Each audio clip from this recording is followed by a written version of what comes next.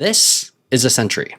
When used properly, sentries can take out a patrol or level an entire base. They're precise, autonomous, and one of the most efficient stratagems you can take.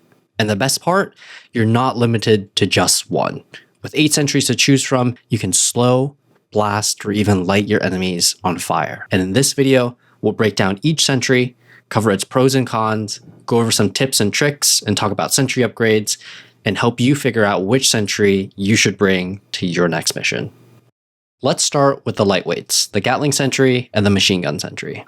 Both sentries use the same ammo, so they're equally as effective against light and medium armored enemies, but they do have some key differences. The Gatling sentry has a longer cooldown, but it has a quicker fire rate and more ammo compared to the machine gun sentry. Gatling sentries are best used to clear out hordes or shut down any bug breaches. It's great for missions like Exterminate or Raise the Flag, where you're trying to hold your ground for a long period of time. Its 150-second cooldown can be punishing if you drop in the wrong place and it gets destroyed prematurely. The machine gun sentry, on the other hand, is all about utility. Because it has a shorter cooldown, I usually call it in whenever I need some extra firepower or just to clean up patrols. Even if it gets misplaced or destroyed, its 90-second cooldown is low enough to where it's always ready for the next fight.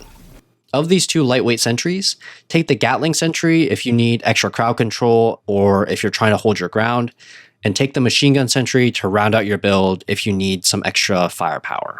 A quick tip for both sentries: if there are no light or medium armored enemies around, both sentries will try and target heavy armored enemies, even if they can't damage them. But once those light and medium armored enemies come into range, they will target swap. So if you or your teammates are standing in the crossfire, you will instantly get shredded by either sentry. So always be aware of what your sentry is targeting. The laziest way to avoid an accidental death is to stand on top of them, like this. I call these three the heavyweights. They can handle almost anything the game throws at you. Of these three options, rocket sentries are the most efficient. They have a base ammo capacity of 32 rockets, and they only fire one rocket at a time.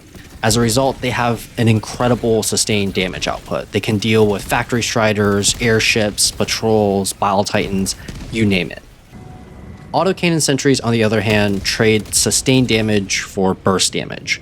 They fire a 3-round burst at a single target, even if the first shot kills it. So they can be inefficient depending on what they're aiming at and how long they've been shooting at it for. If you want sustained damage to hold your position, take the rocket sentry. If you want burst damage, go with the autocannon sentry. I don't like mortar sentries. When it's well placed and all your teammates are behind it, sure, they're great. Put them on top of a hill and they'll take out an entire base for you.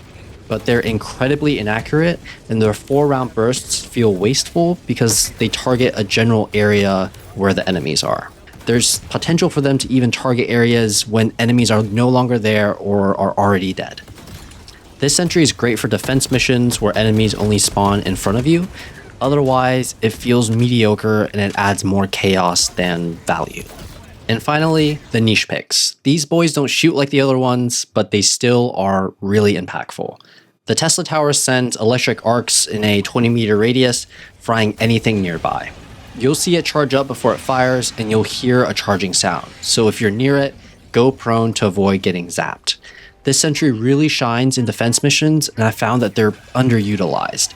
If you throw them over the wall where the breaches or reinforcement drops are, they'll slow down the flow of enemies coming toward you. During a normal mission though, use it more as a distraction tool. Call it down behind you and then run the other way. I found that most Helldivers underestimate its range, so most of the time during normal missions, this sentry kills your teammates more often than your enemies. The flame sentry ignites nearby enemies and also sets the ground on fire. But because fire doesn't slow or stagger, this sentry can feel a bit weak unless you use it in city maps where enemies are funneled into tight corridors for you. But in open world maps where things can spawn around it, I don't recommend it. The sentry also explodes when it's destroyed, so make sure you're out of range if a rogue charger decides to come in swinging. Finally, the EMS Mortar is our only non-lethal sentry. It's a mortar sentry that's reconfigured to fire stun rounds. It's great for defense missions because it doesn't need a line of sight to fire. Hide it behind a wall, and if you have more than 2 of them going, I guarantee that nothing will come close to you. The only downside is that the slowing effect will slow you down as well, so try and stay away from where the shells land. Alright, now that we've covered what each sentry does, let's talk about which sentry to bring against each faction. For the Squids, bring either the Flame Sentry or the Gatling Sentry. Okay, so quick pause here. When I was getting footage for this video, we just completed a 3-week MO against the Squids.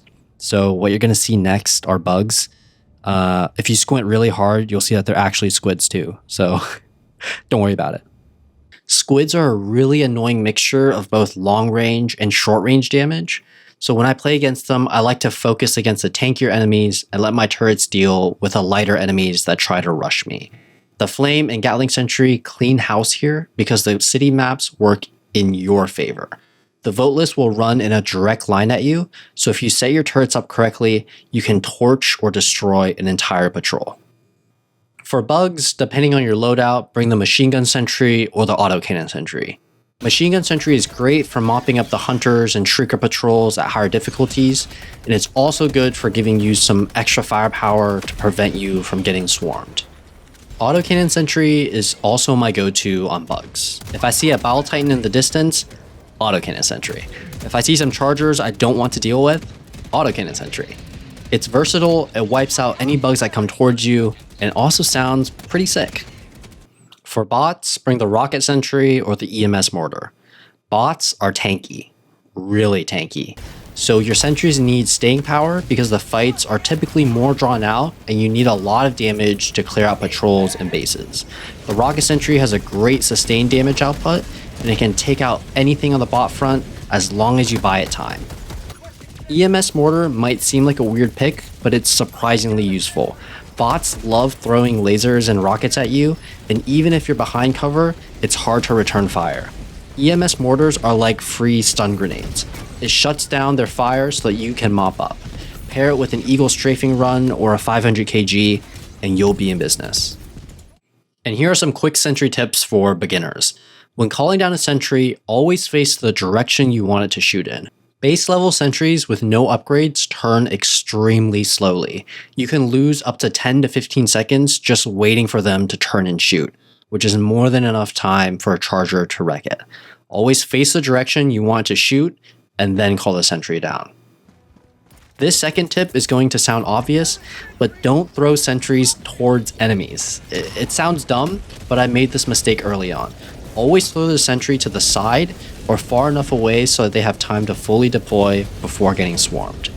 And finally, use other stratagems to synergize with your turrets. EMS strike, gas strike, stun grenades, gas grenades, they all help lock your enemies in place so that your turrets have more time to deal damage. Protecting your turrets with a shield relay is also a great way to keep your turrets alive and dealing damage. In terms of ship upgrades for your sentries, if you're just starting out, skip them. Buy something more useful. Compared to orbital or eagle upgrades, sentry upgrades really don't give you enough value for your samples or hard-earned requisition slips. When you're just starting out, focus on making your weapons or cooldowns more effective so you have more fun playing the game. You're better off buying more useful modules in the Patriotic Center or in the hangar. If you really want to make sentries more usable, synthetic supplementation and advanced construction are solid picks, but treat them more as nice-to-haves and not priorities. That wraps up my beginner's guide to sentries. Thanks to Fly for the great video idea. Let me know what your favorite sentries are, and I'll catch you in the next one.